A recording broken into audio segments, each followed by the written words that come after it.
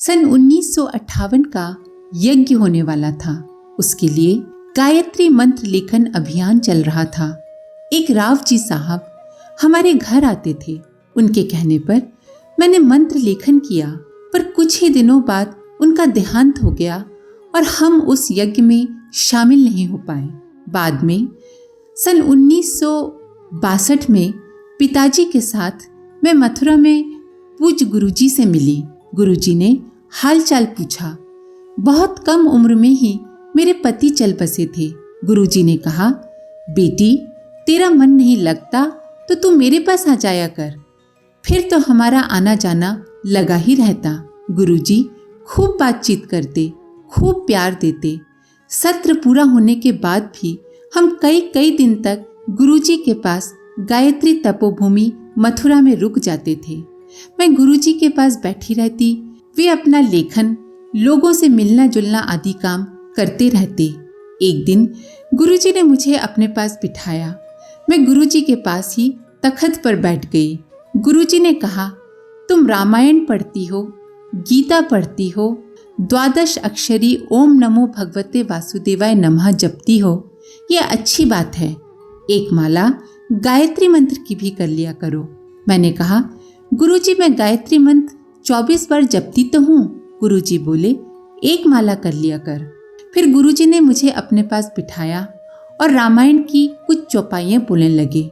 फिर बोले, तू इन सब का चिंतन क्यों करती रहती है? विधवा होने के कई कारण होते हैं। तू ऐसा सब क्यों सोचती रहती है कि किसी पाप की वजह से तू विधवा हुई है? मैं गुरुजी की बात सुनकर हक्की बक्की रह गई। गुरुजी मन की बात भी पढ़ लेते हैं, मेरे हृदय की सब बात जान रहे हैं। मैंने गुरुजी से पूछा, गुरुजी मेरा भविष्य का क्या होगा? गुरुजी बोले, तेरा भविष्य मैंने बना कर रख दिया है, तू चिंता मत कर। एक दिन बात करते करते मैंने गुरुदेव के दोनों हाथ पकड़े और पूछा, गुरुजी आप कौन हैं? गुरुजी बड़े सहज ढंग से अपनी ओर इशारा करते हुए बोले, देखती नहीं मैं कौन हूँ? मैंने कहा, गुरुदेव सब तो आपको भगवान कहते हैं। गुरुजी बोले, हाँ बेटा, तेरा तो मैं भगवान ही हूँ। तुझे भगवान से मिलाऊंगा और भगवान के कंधों पर भी बिठाऊंगा। ये कहकर गुरुदेव हंसने लगे। पर उस दिन से आज तक मैं जब भी ध्यान करती हूँ मुझे गुरुजी ही दिखाई देते हैं, गायत्री माँ या कोई और देवी देवता नहीं। एक बार मैं और पिताजी शांति कुंज आए थे। पिताजी ने गुरुजी से कहा, गुरुजी हमारा समय तो अब नजदीक है, आप ही इसका ध्यान रखना। गुरुजी बोले, हाँ मैं उसका ध्यान रखता हूँ। क्या दूं उसे? जो देने लायक है वो दूंगा, साहस दूंगा, धैर्य दूंगा। वास्तव में मैंने देखा कि मेरे पास हिम्मत बहुत है।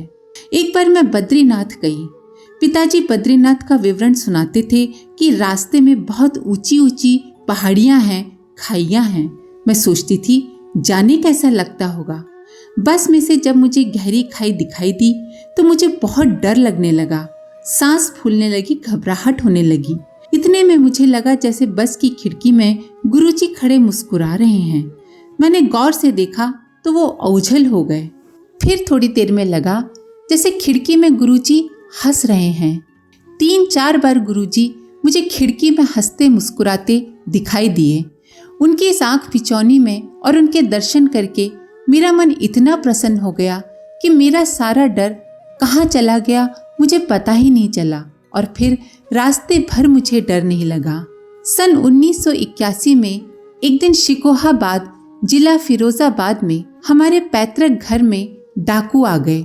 घर में पिताजी, मैं और 1-2 लोग और थे।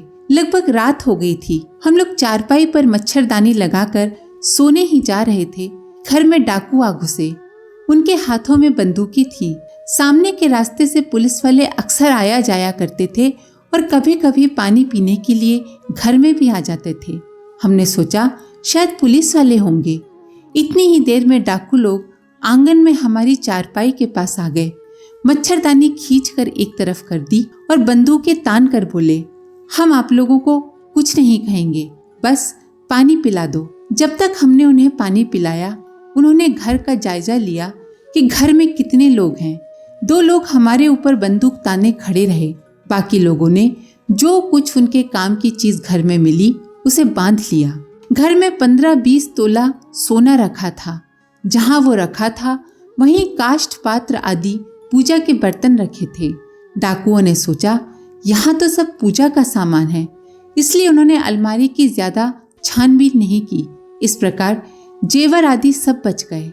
घर में कुछ विशेष सामान तो था नहीं, सो डाकुओं को कुछ ज्यादा मिला नहीं।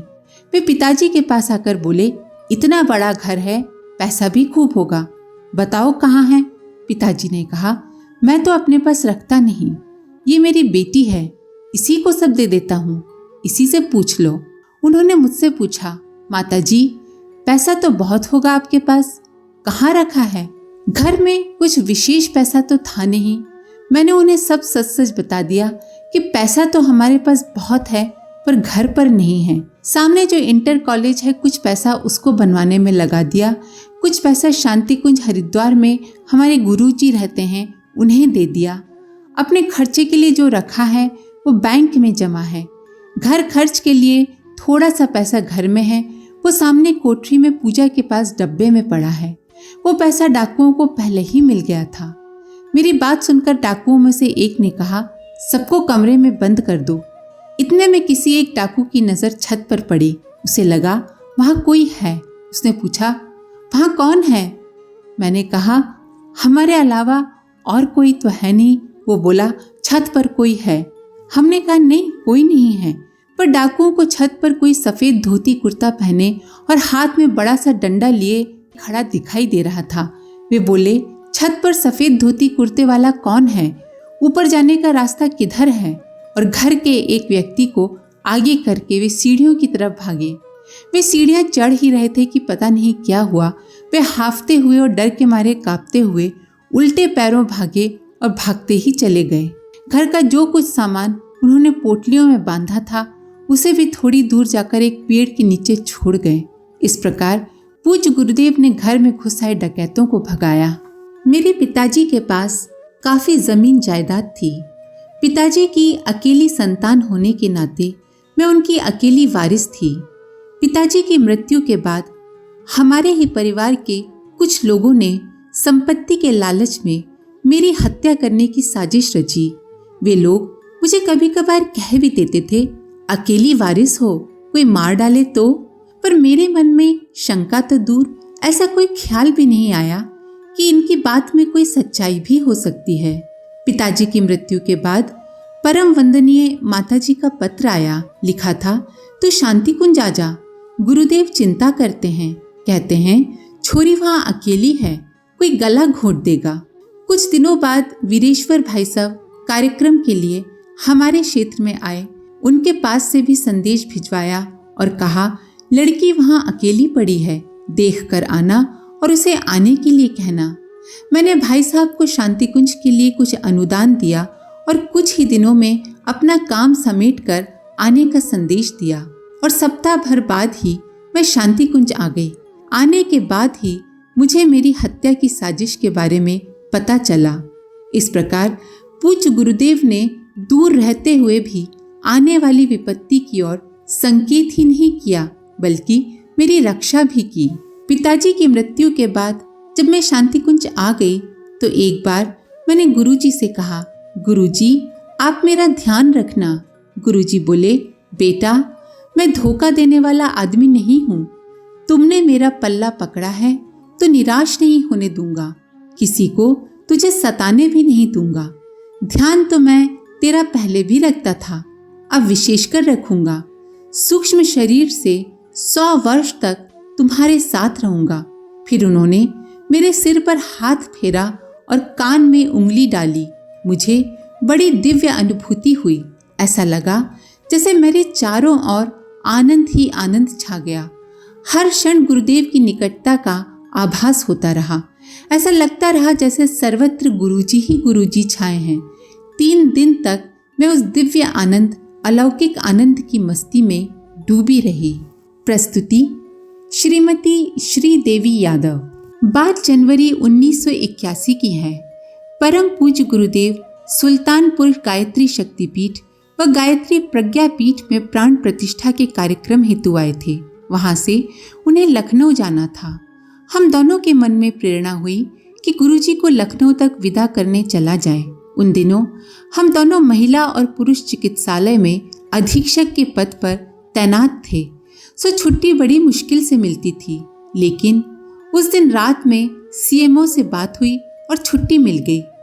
हम दोनों जब विदाई स्थल पर पहुंचे तो वहां बहुत भीड़ थी। हम दोनों दूर से ही एक ऊंचे स्थान पर खड़े होकर गुरुवर को देखने लगे। हमने सोचा जैसे ही गुरुदेव उठेंगे हम अपनी कार में बैठकर उनकी गाड़ी के पीछे चल पड़ेंगे। गुरुदेव को लेने के लिए लखनऊ से कई गाड़ियां आई थीं।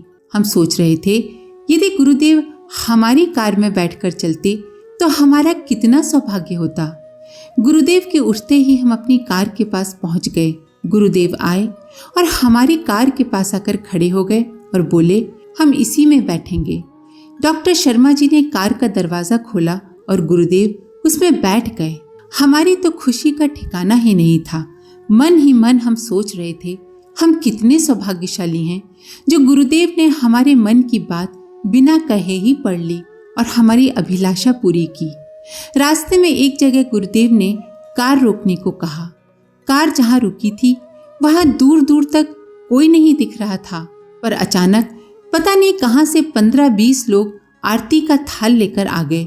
उन्होंने गुरुजी की आरती उतारी। गुरुदेव ने उन सभी से घर वालों के नाम ले लेकर सबका हालचाल पूछा। हमें आश्चर्य हुआ कि अभी तो यहाँ कोई नहीं था, अचानक ये लोग कहाँ से आ गए और गुरुदेव को इनके घर वालों के पत्नी बच्चों के जो यहाँ हैं भी नहीं उनके नाम भी याद हैं। ये सब देखकर हम उनकी सर्वज्ञता के आगे नतमस्तक हो गए। अपने पिता के घर में बचपन में मैं एक फोटो टंगा देखती थी जिसमें एक कदम्ब के पेड़ के नीचे राधा कृष्ण खड़े थे और इस वृक्ष के प्रत्येक पत्ते में भी वही बने हुए थे। मैं सोचती थी कि पत्ती पत्ती में भगवान कैसे हो सकते हैं। इसकी स्पष्ट अनुभूति मुझे उसी समय हुई जब हम गुरुदेव को लखनऊ छोड़कर वापस लौटे। परम पूज्य गुरुदेव को विदा करके डॉक्टर शर्मा जी और मैं जब सुल्तानपुर के लिए रवाना हुए तो मन बहुत भारी था। लग रहा था जैसे कि कुछ छूटा जा रहा है। प्रातः काल का समय था और पूज्य गुरुदेव की बहुत याद आ रही थी। भारी मन से रास्ते के पेड़ों को देखते हुए जा रही थी कि अचानक अंतःकरण में प्रेरणा आई कि गुरुवर तो पत्ती पत्ती में विराजमान है और मुझे वैसा प्रतीत भी होने लगा। ये भाव इतना प्रबल था कि आंखों से आंसू बहने लगे। डॉक्टर शर्मा जी ने पूछा, रो क्यों रही हो? मैंने कहा, भगवान गुरुदेव के रूप में आए हैं, वो पत्ती पत्ती में विराजमान है, ऐसा हमें अनुभव हो रहा है और ये दुख के नहीं खुशी के आंसू है कि भगवान ने गुरुवर के रूप में हम लोगों को दर्शन दिया है। ये अनुभूति इतनी स्पष्ट, इतनी सजीव थी कि इसे बोल के बताया नहीं जा सकता। उसी दिन अंदर से संकल्प जागा कि दोनों में से कोई एक परम पूज्य गुरुदेव के चरणों में आजीवन समर्पित होकर उनका कार्य करेंगे। बच्चे छोटे थे, एक पहली में, दूसरा 5वीं में, और मुझे निर्देश हुआ कि अपनी जिम्मेदारी पूरी करने पर ही आए। ये अनुशासन मानकर एक के आने का दृढ़ निश्चय हो गया और डॉक्टर शर्मा जी अपनी नौकरी छोड़कर शांति कुंज आ गए और हम लखनऊ में ही रहकर पारिवारिक जिम्मेदारी, चिकित्सक की नौकरी और गुरुवर का कार्य करते रहे। बाद में जिम्मेदारियां पूर्ण हो जाने पर हम भी शांति कुंज आ गए। कण कण में उनके स्वरूप की वह अनुभूति आज भी ज्यों की त्यों मन में सजीव है। प्रस्तुति डॉक्टर गायत्री शर्मा। अगर आपको इस वीडियो से कुछ सीखने को मिला हो तो वीडियो को लाइक करें, अपने प्रियजनों के साथ शेयर करें और चैनल को सब्सक्राइब जरूर करें। माँ गायत्री की कृपा आप पर बनी रहे। हम फिर मिलेंगे अगले वीडियो के साथ। धन्यवाद। ओम शांति।